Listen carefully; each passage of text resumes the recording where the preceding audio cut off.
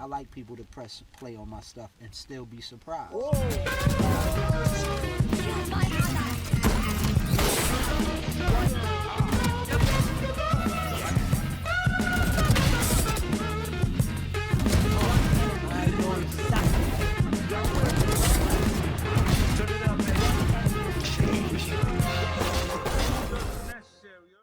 Hello everyone, I'm Phil the Void, and today we're going to talk about a pretty controversial topic in the Valorant community, the AWP.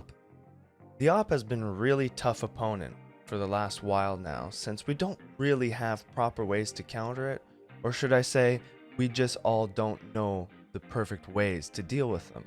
Although we still need some utility added to the game to make it easier, I've got some tips in this video that'll help you tilt the odds in your favor and win you more games against the double AWP meta. Thank you so much for being here, guys. Thanks for taking time out of your day to watch my videos. If you guys didn't realize it, my Killjoy video made it to 9.2k views, and that's a big deal for a small YouTuber like me, so thank you very much. Now let's move on to the video. How to win against the AWP. First and foremost, before we move into the nitty-gritty of the tips, we have to talk about the proper ways to AWP so that we can have a good idea of what the weaknesses are. When you're playing with an AWP, you want to hold choke points and tight angles that make it hard for your enemies to move around and evade your shots. Keeping that in mind will kind of give you a better perspective on how to counter them. So if you truly want to get a sense for how to counter the AWP, think about playing as an AWPer for a while so you can kind of get that game sense and understand what an AWPer is thinking in the moment. So let's get into it. Alright, we're going to start off with the simplest and easiest tip. Avoid dry peeking. Dry peeking is probably the most common cause of death when dealing with an AWPer. It's already a bad habit to have in a game like Valorant, but when facing someone with an AWP, it's just brainless. I know some of us have the skill to hit our shots, but the truth of the matter is, you're going head to head with a player who holds the most powerful weapon in the game, and dry peeking them only makes their job easier. Moving on to the next tip, smoke and flash. When facing an AWP player, you want to make them as uncomfortable as possible. Smoking off angles can allow the freedom of movement you and your teammates need, forcing an AWPer to make the tough decision to reposition or wait the smoke out, giving you plenty of time to push him or get on site. Same goes for flashes, the difference being that flashing is a more aggressive approach. When flashing, you're trying to take out the AWPer rather than just go around him. It's a little bit harder because you're forced to capitalize on a small time frame, but if done well, can be a very effective way of tilting the rounds in your favor. Next we have flush out utility.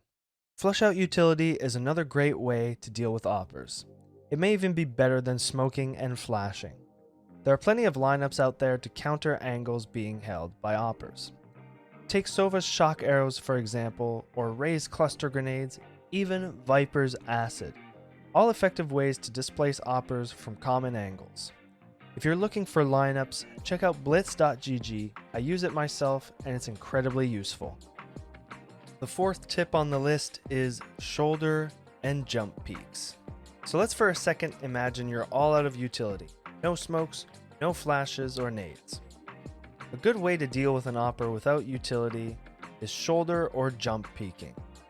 All you're really going to accomplish with this, however, is gaining information. The point of these methods are to bait out shots to let you know if that angle is held by an AWP. Just keep in mind a talented AWPer is patient and this method has major risks. To shoulder peek, all you have to do is show your shoulder to the AWPer very quickly and move back into cover immediately.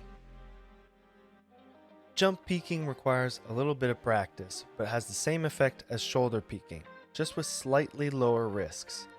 All you do is jump out in the angle, then quickly turn yourself around mid-air, halting your movement and propelling you back where you jumped from. The reason I say this has just a little bit less risks is because you're a much harder target to hit, and if they do, sometimes they'll leg you, which is not a one-tap. Next we have counter-opping. Now it's time to fight fire with fire. Counter-opping is another effective way to counter an AWP on defense. It takes some skill to be aggressive with an op, so most of the time some teamwork and timing is involved. Even though there's such thing as peeker's advantage, when going against an op, it's a little less noticeable. So if you're trying to op an opper, it may be a good idea to coordinate with a flash or some flush out utility. Now let's talk about double peeking. Double peeking is something I've mentioned in my previous videos, and it can be another effective way to deal with op players. This method, however, comes at a cost. More often than not, you'll lose a teammate doing this. Basically, all you're doing here is forcing a trade. Skill and timing is key here, since you don't want the loss of your teammate to go unpunished. If you're looking for a more in-depth explanation of double peeking, there's a tab at the top right corner that'll give you the link to the video where I describe it more. Alrighty, on to the last tip, forcing the retake. This is a big one and can be very effective if other methods just aren't working. Although it should be implemented in combination with the previous mentioned tactics, forcing a retake is a very powerful way of dealing with oppers. Playing aggressively in tight angles is incredibly hard with an op, especially since your accuracy is still all over the place if you're not scoped in. So use that to your advantage by taking sites and forcing them to come to you. If a player is opping a specific site, then smoking the angles and pushing in as a team should allow you to force the retake.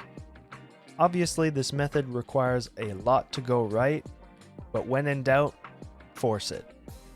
In my opinion, the op isn't as overpowered as people think it is. However, the utility available to deal with them leaves a lot to be desired.